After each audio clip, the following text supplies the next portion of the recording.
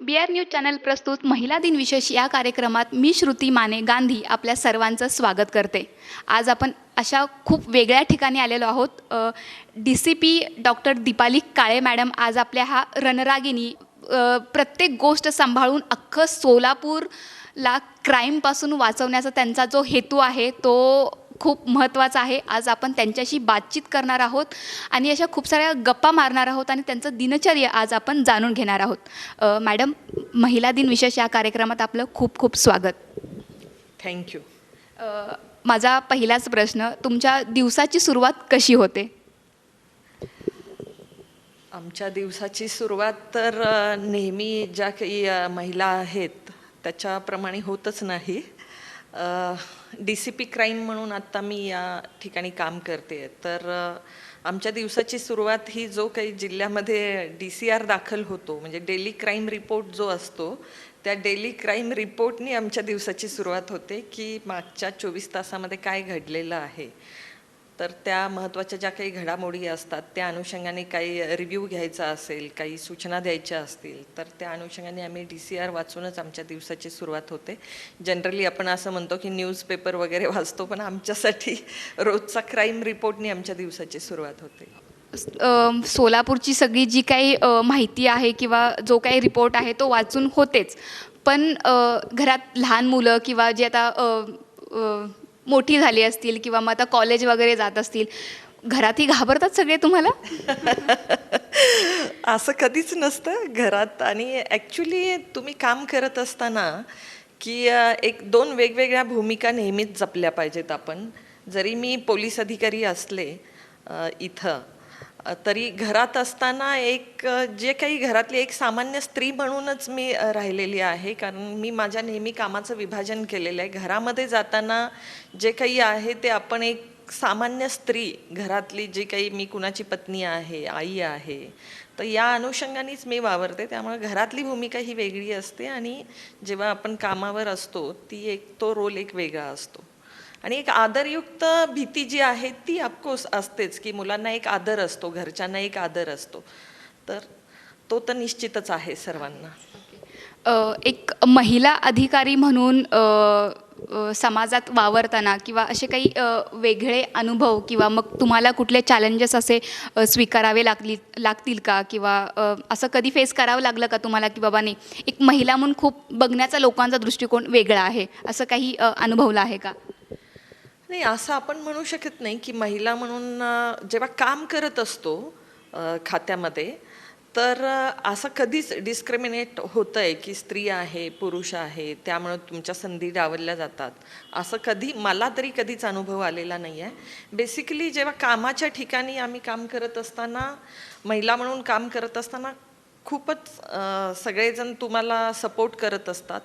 आणि समाजामध्ये एक महिला अधिकाऱ्यांच्याकडे बघण्याचे जो काही दृष्टिकोन आहे तो खूप चांगला आहे. म्हणजे तुम्हाला एक आदर तर आहेच, परंतु तुम्ही ज्या काही कृती करता त्याच्या बाबतीत चांगल्या जर कृती झाल्या तर निश्चितच तुमचं कौतुक अधिक होतं महिला म्हणून.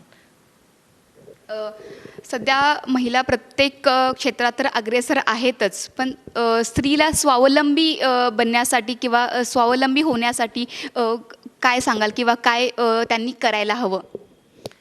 महिला दिनानिमित्तच आज आपण या ठिकाणी मुलाखत घेतोय, परंतु मी नेहमीच, म्हणजे महिला दिन आहे म्हणूनच हे सांगते असं नाही आहे, परंतु मी बऱ्याच शाळा कॉलेजेसमध्ये व्याख्यानं दिलेली आहेत. पहिल्यांदा तर मी डॉक्टर आहे, स्वतः वैद्यकीय क्षेत्रामधलं माझं बॅकग्राऊंड आहे आणि मी माझं मॅटर्निटी हॉस्पिटल चालवलेलं आहे. त्याच्यामध्ये अनेक डिलेवरीज कंडक्ट केलेल्या आहेत. त्यामुळे अनेक महिलाच माझ्याकडे यायच्या पेशंट म्हणून. आत्तासुद्धा काम करत असताना अनेक महिलांच्या तक्रारी येतात. आणि पूर्वीसुद्धा माझी स्वतःची सामाजिक संस्था आहे, एक बहुउद्देशीय संस्था आहे, त्याच्यामध्ये पूर्वी मी काम करत होते या खात्यात येण्यापूर्वी. त्याचबरोबर कॉलेजमध्ये असतानासुद्धा अनेक महिला ज्या काही सक्षमीकरणाच्या चळवळी आहेत त्याच्यामध्ये काम केलेलं आहे. तर तो जो काही एक पिंड तयार झालेला आहे समाजामध्ये काम करत असताना, की फक्त एखादी समस्या आली तर त्याच्यावर फक्त सोल्युशन देणं इथपर्यंत न थांबता, म्हणजे आमच्याकडे जर एखादी तक्रार आली महिलांच्या अनुषंगाने कुठली सुद्धा, तर गुन्हा दाखल केला, आरोपी अटक केला, चार्जशीट केला, इथपर्यंत तुमचं काम संपतं.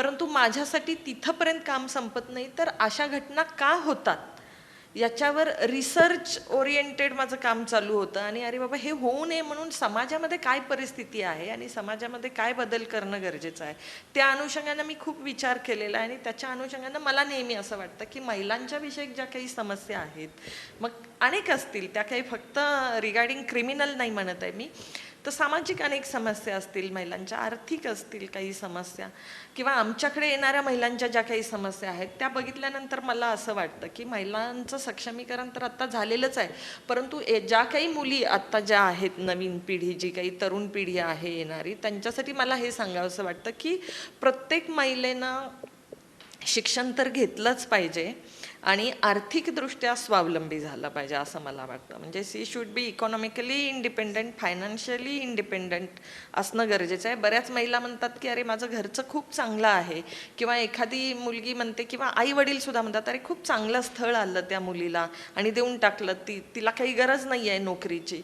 पण नोकरी ही काही फक्त एक अर्थार्जनाचं साधन नाही आहे. म्हणजे ते तुम्हाला तो फायदा आहे, त्याच्यामधून तुम्हाला आर्थिक फायदा तर होतोच, परंतु तुमचं अस्तित्व निर्माण होतं. आणि ऐनवेळी आत्ताची जी काही सामाजिक परिस्थिती बघतोय त्याच्यामध्ये कुठली समस्या कधी येईल आपण सांगू शकत नाही असं आहे. म्हणून महिलांनी आपल्या पायावर सज्ज असलं पाहिजे. म्हणजे ज्या काही नवीन मुली, म्हणजे मुली आत्ता ज्या काही शाळा शिकतायत वगैरे, त्यांना मी नेहमी सांगते की तुमच्या पुढं जे काही करिअर आहे, ज्या शिक्षणासाठी तुम्हाला आई वडिलांनी घातलेलं आहे या ठिकाणी, ते शिक्षण पूर्ण करा. तुमचं एक लॉंग टर्म ऑब्जेक्ट ठेवा आणि ते तर तुम्हाला बनायचंच आहे, परंतु फिजिकली स्ट्रॉंग व्हा, फायनान्शियली स्ट्रॉंग व्हा. या गोष्टी झाल्या तर मेंटली आपोआप तुम्ही स्ट्रॉंग होता. खरंच खूप महत्त्वाची माहिती की स्वतःच्या पायावर आपण स्वतः उभं राहिलं पाहिजे. आपण जर स्वतःच्या पायावर उभं राहू शकलो तर अख्खं जग आपण उभं करू शकतो आणि स्वतंत्रही आपण आपल्याला काय आहे ते आपले निर्णय घेऊ शकतो. सध्या एक सोशल मीडिया हा एक विचित्र प्रकार किंवा एक क्रेज यंग जनरेशनमध्ये चालू आहे किंवा दिवसेंदिवस ते वाढत चालले, तर त्याबद्दल एक काय सांगाल आपल्या जनरेशनला? सोशल मीडियाच फक्त म्हणता येणार नाही आहे आपल्याला. म्हणजे जो काही मोबाईल आहे त्याचा वापर जो चाललेला आहे, सोशल मीडिया असेल त्याच्यामध्ये, किंवा इतरही गोष्टींसाठी त्याचा वापर केला जातो इंटरनेटच्या माध्यमातून, तर मी असं सांगेन की मोबाईल जे आहे त्याच्यावर बंदी आणणं हे मला पटत नाही आहे. तर mobile it is a mean of communication. म्हणजे जी काही मुलं आहेत त्यांच्या पालकांनी ते त्यांना दिलेलं आहे की माझी मुलगी किंवा माझा मुलगा आज कुठं आहे हे बघण्यासाठी त्यांनी ते त्याला दिलेलं आहे. त्यामुळे त्याचा वापर तुम्ही कसा करायचा हे it is up to you. म्हणजे मी माझा जो काही स्पर्धा परीक्षांचा अभ्यास आहे तो पूर्ण मोबाईलवर केलेला आहे, किंवा आपण म्हणू की नेटवर केलेला आहे. इंटरनेटवरून मी जे काही रेफरन्सेस तुम्हाला पाहिजे होते ते अवेलेबल करून घेतलेले आहेत. म्हणजे असं नाही आहे की त्याच्यात सगळंच वाईट आहे. खूप त्याचा म्हणजे तुम्ही ठरवायचं आहे तुमची दृष्टी कशी आहे, तुम्ही त्याचा वापर कसा करताय हे तुमच्यावर आहे. त्यामुळे तुमच्या मनाचा कंट्रोल आणि तुम्ही त्याचा वापर कसा करून घेताय हे बघितलं पाहिजे. आज सोशल मीडियावर मुलं जी काही आहेत, म्हणजे की सगळ्या गोष्टी स्टेटसला ठेवतायत, FBला ठेवतायत, ट्विटरवर ठेवतायत. तर आज मी सायबर क्राईम बघतोय आम्ही आमच्याकडे, तर त्याच्यामध्ये मॉर्फिंग असेल किंवा आयडेंटिटी थेफ्ट ज्या काही गुन्हे होत आहेत, तर त्याच्यामुळून मला हे मुलांना सांगायचं आहे की इंटरनेट जे आहे त्याचा वापर तुम्ही माहिती गोळा करण्यासाठी करा, स्वतःची वैयक्तिक माहिती देण्यासाठी करू नका. आणि हे जर केलं तर निश्चितच सायबर क्राईम जे काही होत आहेत ते कमी होतील आणि त्याचे तुम्ही बळी पण ठरणार नाही. येस, मनाचा ब्रेक हा उत्तम ब्रेक. म्हणजे आपल्या हातात असतं की एखाद्या गोष्टीचा चांगला वापर करायचा किंवा वाईट वापर करायचा. येस, खूप छान तुम्ही माहिती दिलीत. एक लास्ट प्रश्न, किंवा एक महिला दिनानिमित्त महिलांना काय संदेश द्याल तुम्ही? महिला दिनानिमित्तच तर हा फार महत्त्वाचा संदेश आहे. मी आत्ताच सांगितलं की इकॉनॉमिकली स्ट्रॉंग होणं गरजेचं आहे. तुम्ही सगळ्यात महत्त्वाचं आहे की तुमची सतसत विवेकबुद्धी जागृत ठेवणं फार गरजेचं आहे. म्हणजे आज आम्ही शिकलेलो आहोत, महिला शिकलेल्या आहेत, पण त्या शिक्षणानं असं आपण म्हणतो की तिसरा डोळा उघडतो याचाच अर्थ असा आहे की तुमची विचारशक्ती जागृत व्हायला पाहिजे. एखादी गोष्ट तुमच्या जर समोर आली तर तिचा सतसत विवेकबुद्धीनं हे काय योग्य आहे काय अयोग्य आहे याचा शहानिशा केला पाहिजे आणि त्याच्या दृष्टिकोनातून त्याचे सामाजिक संदर्भ लावले पाहिजेत. म्हणजे ज्या काही घडामोडी होतात त्याच्यामध्ये आपल्यासाठी काय उपयोगी आहे, ज्या काही आत्ता एक काही चेंजेस होत असतात, तर त्याच्यामधलं अंध अनुकरण करायचं का तुमची सतसत विवेकबुद्धी जागृत ठेवून आपल्याला त्याच्या अनुषंगाने काय उपयोगी आहे त्या दृष्टीनं आपण त्याचा वापर केला पाहिजे. आणि दुसरं, आज महिलांच्या बाबतीत मला असं वाटतं की थोडंसं आम्ही आहे ना टी व्ही सिरियल्समधून बाहेर आलं पाहिजे असं मला वाटतं. कारण काय झालेलं आहे की ठीक आहे, TRP वाढवण्यासाठी किंवा मनोरंजनासाठी हे तुम्ही बघायलाच पाहिजे, परंतु मनोरंजन म्हणजेच तुमचं संपूर्ण आयुष्य नाही आहे, किंवा जे तुमच्या आजूबाजूला दिसतं तेच म्हणजे संपूर्ण दुनिया नाही आहे, ते जग नाही आहे. तर त्याच्यातून थोडंसं बाहेर येऊन या समाजासाठी सुद्धा काम केलं पाहिजे. खूप चांगल्या गोष्टी आहेत, बोलायला गेलं तर खूपच वेळ लागेल त्याच्यामध्ये, परंतु मी नेहमी सांगते की तुम्ही इकॉनॉमिकली इंडिपेंडंट बना, फिजिकली सुद्धा स्ट्रॉंग बनलं पाहिजे, मेंटली स्ट्रॉंग बनलं पाहिजे, आणि एक आदर्श व्यक्तिमत्व आपण झालं पाहिजे. आणि आदर्श व्यक्तिमत्व होण्यासाठी शिक्षणाचा वापर करून समाजाप्रती काम केलं पाहिजे. नक्कीच, हा खरंच खूप मोलाचा मार्गदर्शन तुम्ही सगळ्यांना दिलेलं आहात.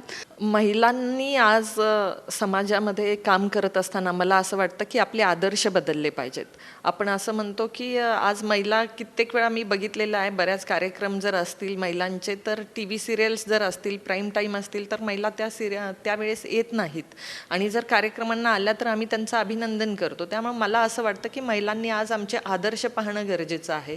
आमचे जे काही कॉलेजच्या मुली आहेत त्यांना जर तुमचे हिरो कोण आहेत असं विचारलं तर आम्ही पिक्चरमधल्याच हिरो हिरोईनची नावं घेतो, परंतु आज आपल्याकडे राजमाता जिजाऊ आहेत, अहिल्याबाई होळकर आहेत, सावित्रीबाई फुले आहेत. ह्या आमच्याच आदर्श माता आहेत, ज्यांच्यामुळे आज आपण इथं काम करतोय.